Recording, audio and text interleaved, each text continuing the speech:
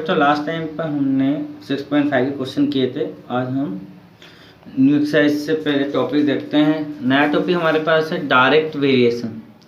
तो वेरिएशन जो होते हैं दो तरह से होते हैं। जैसे फॉर एग्जांपल आप कोई भी चीज़ खरीद के लाते हो, है ना। जैसे आप 1 किलो केले खरीद के लाए हो, 1 किलो शक्कर खरीद के लाए हो, एक पेन खरीद के लाए हो। और अगर आप ज़्यादा मात्रा में खरीदते हो तो क्या होगा, पैसे भी ज़्यादा लगेंगे ना। अगर आप एक पेन लेके आए हो 5 रुपये का और 10 पेन लेके आना है तो ज़्यादा रुपये लगेंगे। 1 किलो शक्कर लाए हो और ज़्यादा 10 किलो शक्कर लाओ तो ज़्यादा रुपये लगेंगे। तो जब आप ज़्यादा खरीदते हो तो पैसे भी ज़्यादा लगते हैं, है ना। तो the more you buy the more you expand, तो खर्च भी ज़्यादा होता है, ठीक है। और अगर आप कम खरीदते हो तो कम खर्च होगा। तो the less you buy the less you expend, कम मात्रा में खरीदते हो तो खर्च भी कम होता है। तो वेरिएशन क्या हो रहा है, जब आप एक चीज़ को बढ़ाते हो तो पैसे भी बढ़ जाते हैं, दूसरी चीज़ भी बढ़ रही है। और जब एक चीज़ कम करते हो तो दूसरी चीज़ भी कम होती है। तो एक परिवर्तन होने पर दूसरा भी वैसा ही हो रहा है, बढ़ने पर बढ़ रहा है, कम होने पर कम हो रहा है। तो वो होगा आपका डायरेक्ट वेरिएशन, ठीक है। अब एक होता है इनडायरेक्ट, जिसको हम इनवर्स भी बोलते हैं। तो एक इनडायरेक्ट या इनवर्स वेरिएशन भी होता है। जिससे फॉर एग्जांपल आप the fast speed of a car, अगर कार की स्पीड ज़्यादा है तो lesser in the time taken cover in the distance, तो लेस टाइम लगेगा, टाइम कम लगेगा। स्पीड ज़्यादा है तो क्या हुआ, टाइम कम लगेगा, है ना। The more men working on a project the shorter in the time to complete it. और अगर किसी भी मकान को बना रहे हैं तो अगर आप ज़्यादा लोग लगा दोगे तो क्या होगा, मकान जल्दी बन जाएगा। और कम लोग काम करेंगे तो मकान देर से बनेगा, है ना। तो एक चीज़ बढ़ा दी और दूसरी चीज़ क्या हो गई, कम हो गई। तो वहाँ पर होगा इनवर्स या इनडायरेक्ट। तो फर्स्ट में हम डायरेक्ट वेरिएशन के क्वेश्चन देखेंगे।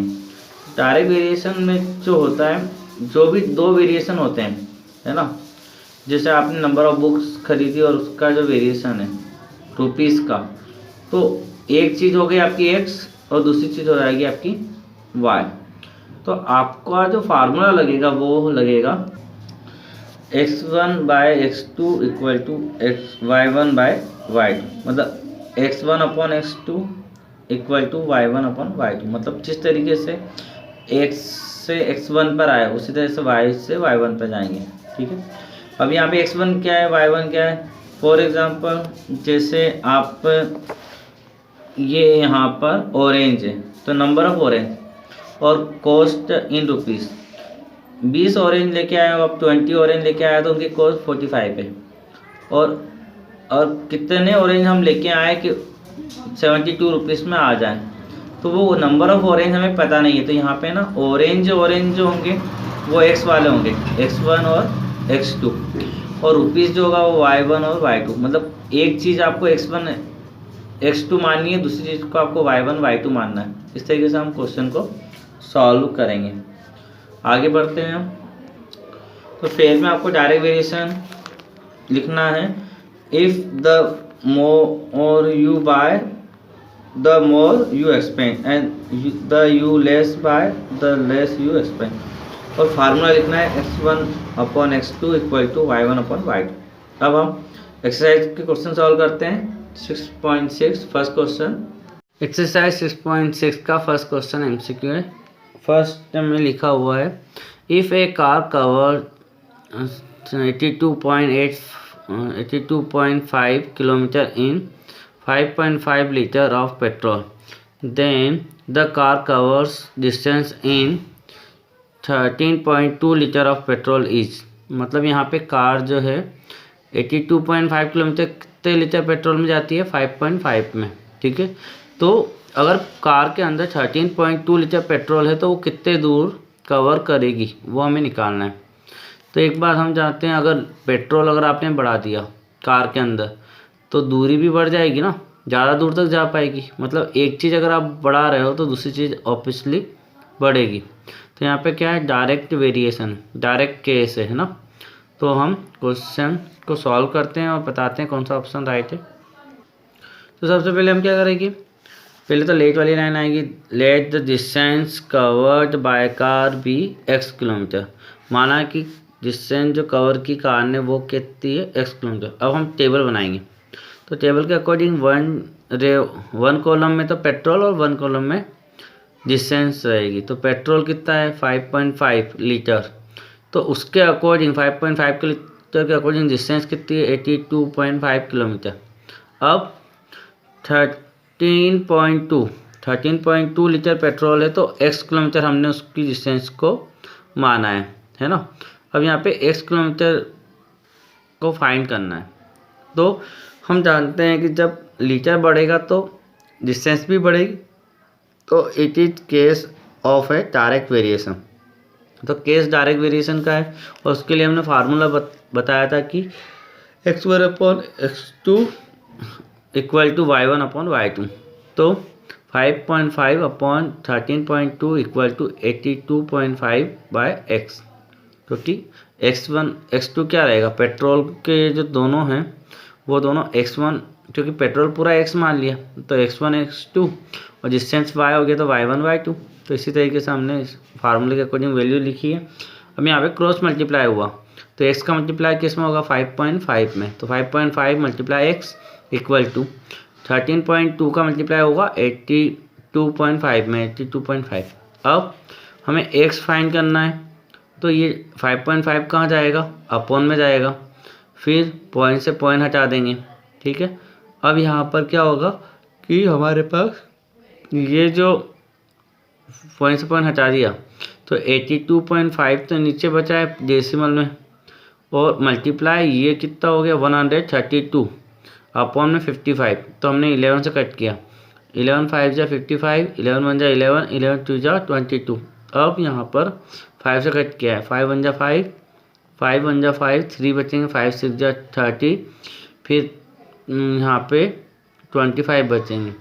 तो पॉइंट आया तो पॉइंट और 25 5 5 जा 25, तो 16.5 में मल्टीप्लाई हो जाएगा 12 का, तो हमारे आएंगे x इक्वल टू 1980, और उसके बाद डेसिमल लगाएंगे तो 10 काउंट करके पॉइंट लगा दिया, मतलब पॉइंट के बाद अगर डेसिमल पॉइंट के बाद अगर 0 है तो उसको हम हटा सकते हैं।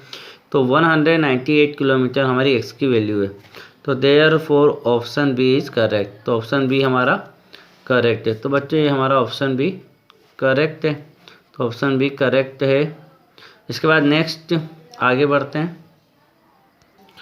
सेकंड MCQ है, if the wage of the 15 workers of the 6 day is ₹9,450, the wage of 19 workers for 5 days is, मतलब कि 15 वर्कर है उनकी जो मजदूरी है 6 दिन की वो होती है 9,450। तो 19 वर्कर जो है 19 वर्कर जो है उनकी 5 डे की मजदूरी कितनी होगी, ठीक है, डेली वेजेस कितने का होगा। तो सॉल्व करते हैं इस क्वेश्चन को और आंसर निकालते हैं। पर यहाँ पे 15 वर्कर्स जो है वो 6 डे के लिए मजदूरी ले रहे हैं और 19 वर्कर को 5 डे, तो हम पहले डे को इक्वल करेंगे, मतलब 15 वर्कर जो है उनका 5 डे का पेमेंट कितना होता है वो निकालेंगे। तो पहले कोई एक चीज़ इक्वल करनी पड़ेगी, तो हम डेज को इक्वल करेंगे और उसके बाद डायरेक्ट वेरिएशन वाला फार्मूला लगाएंगे। तो देखते हैं इस क्वेश्चन को। फर्स्ट लाइन में तो हम लेट करते हैं, let the wage of 19 worker for 5 days be ₹x। पहले तो हमने मान लिया कि 19 वर्कर को अगर 5 डे का पेमेंट करेंगे तो वो कितना होगा x। अब 19 के लिए 5 डेज का है और हमें 15 का 6 डेज का पता है, तो हम 6 डेज को क्या बनाएंगे 5 डेज। कैसे बनाएंगे, यूनिटरी मेथड से। The wage of 15 worker for 6 days equal to 9,450। तो हम जानते हैं कि जब ज़्यादा से एक निकालते हैं तो 6 डेज से 1 डे निकालेंगे, 6 से 1 निकालेंगे तो 6 कहाँ जाएगा, डिवाइड में। यूनिटरी मेथड से ज़्यादा से एक निकालते हैं तो डिवाइड में जाएगा। तो the wage of the 15 worker for 1 day, तो 9,450 अपॉन 6 आया। अब हमने 6 का जब डिवाइड किया तो हमारा आया 1,575। फिर the wage of the 15 workers for 5 days. अब 1 से हम 5 डेज का निकाल रहे हैं, तो जब हम 1 से 5 का निकालेंगे तो मल्टीप्लाई होगा, 1 से ज़्यादा के लिए निकालते हैं मल्टीप्लाई, तो 1575 में मल्टीप्लाई होगा 5 का, तो यहाँ पर आएगा 7875 रुपीज़। मीन्स 15 वर्कर को 5 डे में हम 7875 देते हैं। तो 19 वर्कर को 5 डेज में कितना देंगे उसके लिए हम टेबल बना रहे हैं। तो टेबल फॉर इन 5 डेज के लिए बना रहे हैं। तो वर्कर कितने हैं 15, तो पेमेंट हो रहा है 7875। अब हम वो 9000 नहीं लिखेंगे, अब 5 डेज के लिए सॉल्व जो किया है वो लिखेंगे, तो ये वाला लिखेंगे। तो 7875।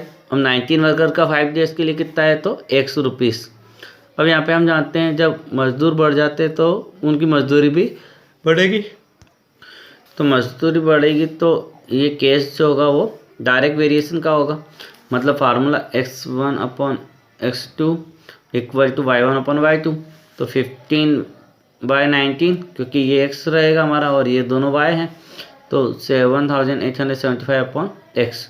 क्रॉस मल्टीप्लाई हुआ तो 15 में x का मल्टीप्लाई हुआ और 19 का 7875 में हुआ। अब हम x की वैल्यू निकालनी, तो 15 अपॉन में आया, 15 से कट किया, 15 1 जा 15, 15 5 जा 75, फिर यहाँ पे जो 37 बचेगा तो 15 2 जा 30, फिर 15 5 जा 75। तो x इक्वल टू 525 में 19 का मल्टीप्लाई किया तो हमारा आया x इक्वल टू 9975। मतलब कि 5 डेज जो है 19 वर्कर को कितना देना पड़ेगा, 9975। तो ऑप्शन बी इज करेक्ट। तो ऑप्शन बी हमारा करेक्ट है। नेक्स्ट आगे बढ़ते हैं हम। सेकेंड क्वेश्चन हमारे पास है, if x varies directly as y then fill in the blanks.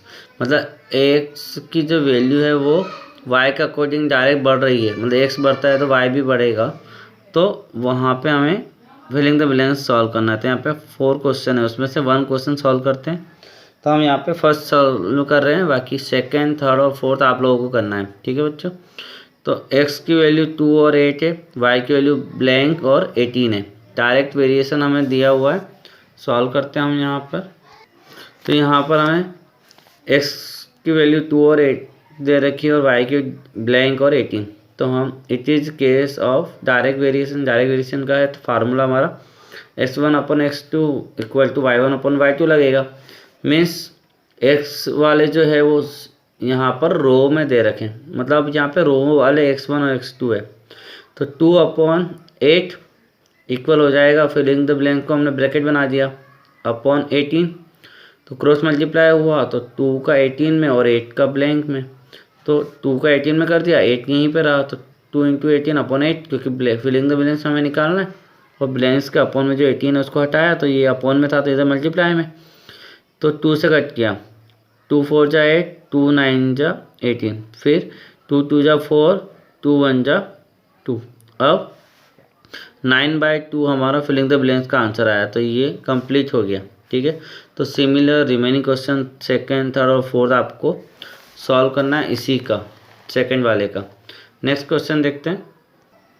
Question number 3 हमारे पास है, x varies directly as y and x equal to 25 when y equal to 75। Find x when y is 225। तो यहाँ पर है ना, आपको x और y डायरेक्टली वेरिएशन है ना, दोनों डायरेक्टली प्रोपोर्शन है। तो x अगर आपका 25 होता है तो y कितना होता है 75, और x आपको फाइंड करना है जबकि y कितना है 225। तो यहाँ पर आप देखेंगे तो 2 बार x है और 2 बार y है, तो जो आपका फर्स्ट x है वो x1 हो गया और दूसरा जो x फाइंड करना है वो x2 हो गया। पहला जो y है वो y1 हो गया और दूसरा y y2 हो गया। तो हम इसी तरीके से इसको मानेंगे, क्योंकि हमारा जो फार्मूला है उसमें x1 x2 y1 y2 है। तो पहला x x1, दूसरा x x2, पहला y y1, दूसरा y y2, उसी फार्मूले में रखते हुए हम सॉल्व करेंगे। तो सॉल्व करते हैं हम थर्ड क्वेश्चन को। तो हमें यहाँ पर गिवन है कि x varies directly as y, मतलब एक्स और वाई डायरेक्टली वेरी कर रहे हैं, है ना। मतलब जिससे एक्स बढ़ता है उसी तरह से वाई बढ़ता है, या एक्स जिस तरह से कम होता है उस तरह से वाई भी कम होता है। तो हमारा फार्मूला जो होगा वो x1/x2 इक्वल y1/y2। तो ये जो हमारा फार्मूला है इसमें x1 क्या होगा, फर्स्ट एक्स की वैल्यू है 25, सेकंड एक्स हमें फाइंड करना है, मतलब x2 हमें फाइंड करना है, इक्वल टू y1 मतलब फर्स्ट y है हमारा 75 और सेकंड है 225। यहाँ पे क्रॉस मल्टीप्लाई कर दिया तो यहाँ पे क्या होगा कि ये x2 निकालना है, तो x2 का मल्टीप्लाई क्या हुआ 75 में हो जाएगा। तो एक स्टेप और यहाँ बना सकते हैं हम, 25 into 225 equal to 75 multiply x2। तो फिर क्या हुआ, x2 हमें निकालना है तो 75 का होगा अपॉन में आएगा, तो 225 मल्टीप्लाई 225 अपॉन 75 आ गया, इक्वल टू क्या बचा x2। तो इस स्टेप के बाद ये स्टेप, अब हम यहाँ पे 25 1 जा 25, 25 3 जा 75, फिर 3 से कट करें, 3 1 जा 3, 3 7 जा 21 और 3 5 जा 15, तो 75 बचा। तो x2 की वैल्यू क्या आ गई 75, और x2 हमारा क्या है x है, तो x की वैल्यू आ गई 75। और कब आई, जब वेन y कितना है 225। तो जो हमें x निकालना था वो हमारा आंसर आ चुका है 75। तो बच्चों ये क्वेश्चन कंप्लीट हो गया हमारा। नेक्स्ट क्वेश्चन देखते हैं, question number 4, if p varies directly as q and p is equal to 282 when q equal to 5.1, if q equal to 6.8 then what is the p। तो यहाँ पे p varies directly as q, मतलब यहाँ पे x और y की जगह पर क्या दिया है p और q, लेकिन पूरा मेथड वैसे उसी तरीके का जिस तरह से हमने क्वेश्चन नंबर 3 सॉल्व किया। तो बच्चों यहाँ पर p1 और p2 मान लीजिएगा, q1 और q2 मान लीजिएगा, और उसी तरीके से सॉल्व कीजिए जैसे हमने क्वेश्चन नंबर 3 सॉल्व किया। तो ये 4th क्वेश्चन आपके लिए होमवर्क है, तो क्वेश्चन नंबर 4 आप सॉल्व कीजिएगा। आज के वीडियो में इतना ही, नेक्स्ट क्वेश्चन हम अगले वीडियो में डिस्कस करेंगे। Thank you very much.